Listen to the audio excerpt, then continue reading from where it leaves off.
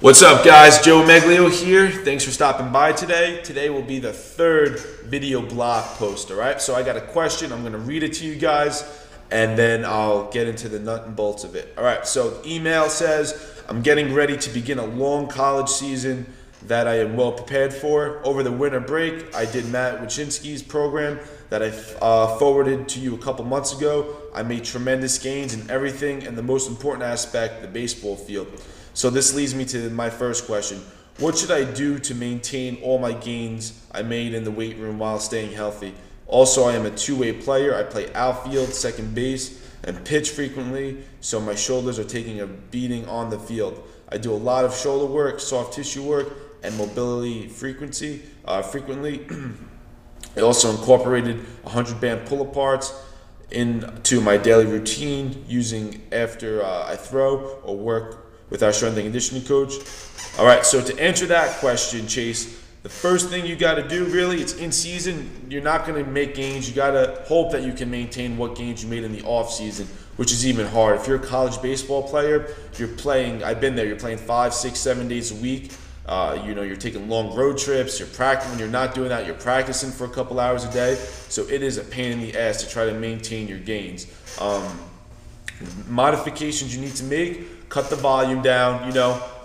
Don't do, like, if you're used to doing 4 or 5 sets, 2, 3 sets. Same thing, lower the reps a little bit. You need to cut the intensity down because that will wear you down over the course of a season, okay? So I'm a huge fan of submaximal training, even in the off season. In season, you definitely need to be doing submaximal training. Nothing more than, say, like 80-85% of your 1 rep max. If you're using the proper volume, you could still maintain your strength with that. All right, so to answer your other questions about, let's see what we got here.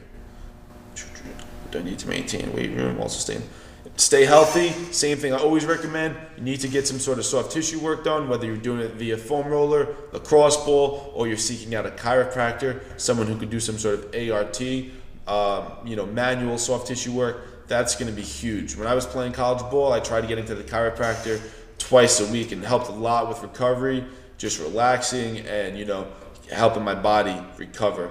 Sleep is going to be critical. Nutrition is going to be critical. That all comes into play. All right. So Chase also has a second question.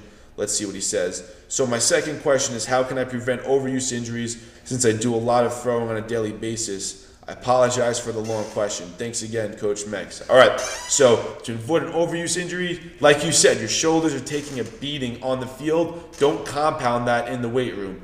No overhead lifting in season. I don't even do a lot of it in off season. That's a pretty bold statement, but you know what? Like you said, your shoulders are taking a beating on the field. Why are we going to compound that doing stuff in the weight room? No need for it. So in season, I would avoid overhead lifting. Instead of doing, dumbbell press on your bench, I would do, push-up variations and stuff like that. More shoulder-friendly exercises where your scap isn't locked down, it's freely moving. So, that's some of the stuff you want to do. You want to emphasize pulling over pushing. My favorite are chest-supported rows. I love those. One-arm rows are good. Recline rows, neutral grip pull-ups.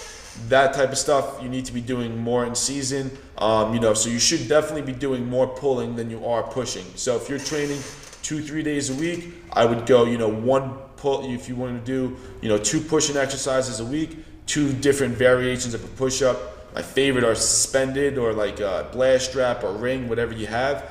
And you can do weighted or close grip on a med ball, whatever you want to do. But you got to be doing more pulling than pushing. That's going to keep your shoulders healthy. The band pull-aparts, like you said you were doing, are great. I would do those all the time. And just, really don't beat your shoulders up anymore in the weight room. If anything bothers it, obviously you don't do it. I don't recommend doing Olympic lifts in season again because you're playing your sport. That's going to beat up your shoulders. The number one goal for your training program is to keep you healthy. If what you're doing isn't keeping you healthy, then you shouldn't be doing it. So that's the number one goal. The second goal is performance. In season, your real main goal is health, of course. Second goal is to try to maintain. You can maintain making the modifications I just mentioned. So hopefully that answered your question, Chase. Keep sending them in. I'll post some links below to some other in-season articles I've written and some videos that might be helpful to you. Take care, guys. Joe Megs here. Peace.